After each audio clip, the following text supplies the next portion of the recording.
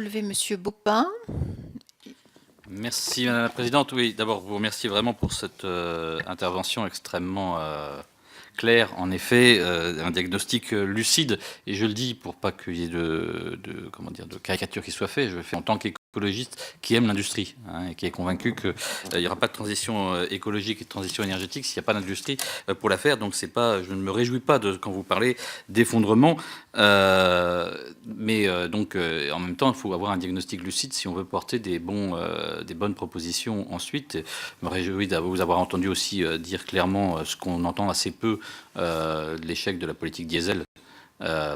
Maintenant plus, mais y compris quand même rappeler que vous l'avez dit que aujourd'hui l'UFIP, l'Union française des industries pétrolières, est pour le rattrapage de fiscalité entre le diesel et l'essence parce que du fait de cet écart en matière de raffinage que vous avez rappelé entre la part d'essence et de gazole qu'on a aujourd'hui en France. Et j'ai relevé aussi évidemment ce que vous nous avez dit sur l'échec du tout électrique.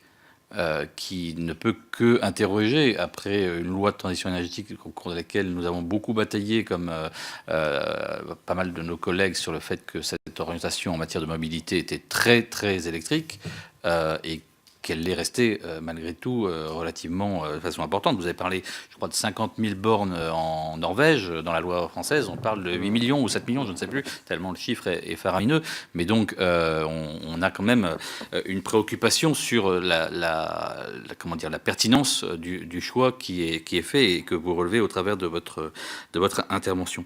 Moi, je voulais, sur l'avenir, parce que c'est quand même ça qui nous préoccupe, relever un point que vous avez dit, c'est qu'on ne peut pas tenir les normes telles qu'elles existent aujourd'hui, parce que soit on ne respecte pas celles en matière de particules NOx, soit on ne respecte pas celles en matière de CO2. Si c'est vrai, ce que je ne crois pas, et je vais dire pourquoi, mais si c'est vrai, ça voudrait dire qu'il faudrait qu'on choisisse soit le dérèglement climatique, avec toutes ces catastrophes, soit de respirer un air malsain avec toutes les conséquences sanitaires que cela engendrerait, ce qui est quand même un choix particulièrement cornélien entre la peste et le choléra. Mais quand même, il y a quand même une autre issue, c'est de faire des voitures plus petites, des voitures qui soient de plus petite taille. Ce que vous avez évoqué dans les pistes d'avenir, la question de l'efficacité énergétique des véhicules. Et donc la question que je pose audition après audition, parce que moi j'y crois en tout cas comme étant une des clés du changement de paradigme en fait en matière automobile pour l'avenir, c'est de sortir de la voiture à tout faire. C'est-à-dire de ne plus avoir une voiture qui est conçue pour emmener une famille en vacances et qui est utilisée 99% du temps par une personne seule.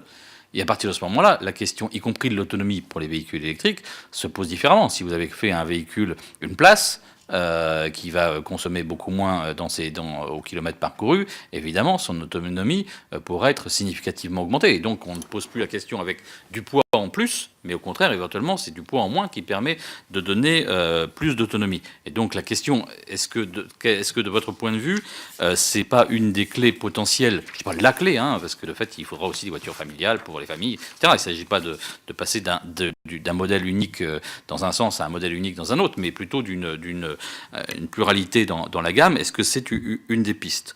Sur la question du contrôle, vous avez aussi là eu des propos qui étaient forts en parlant d'autorité européenne complice, ce qui est, je pense, assez juste, le fait de ce qu'on peut lire, y compris de ce qu'a pu écrire un commissaire européen il y a déjà 2 ans sur ce qu'on pouvait imaginer sur les trucages. Donc, de fait, et donc la question, c'est si on veut non seulement qu'on ait des normes qui respectent la santé et la lutte contre le dérèglement climatique, mais qu'en plus elles soient respectées, parce que sinon ça ne sert pas à grand-chose de faire des normes.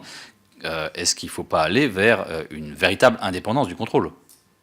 Et donc, plutôt que d'avoir des comités qui, finalement, comme vous le décrivez assez clairement, ont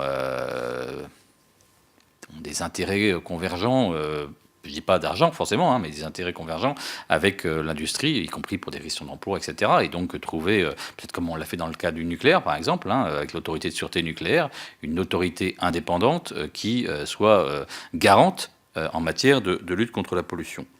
Et enfin, j'ai beaucoup aimé ce que vous avez dit aussi sur le rôle de l'État actionnaire. parce que de fait, c'est quelque chose que je dis aussi régulièrement sur le fait que nous sommes maintenant actionnaires des 2 entreprises nationales françaises, hein, puisque on est au capital de PSA depuis qu'il y a eu la recapitalisation, on est au capital de Renault depuis très longtemps.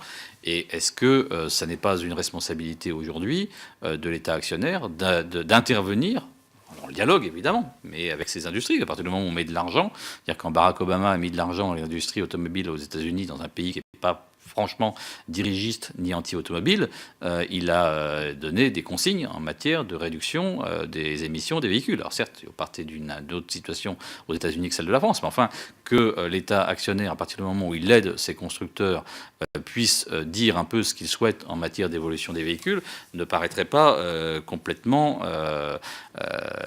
comment dire, stupide dans l'intérêt, y compris de l'argent public, des objectifs de qualité de santé publique et climatique, et y compris que ça puisse faire débat.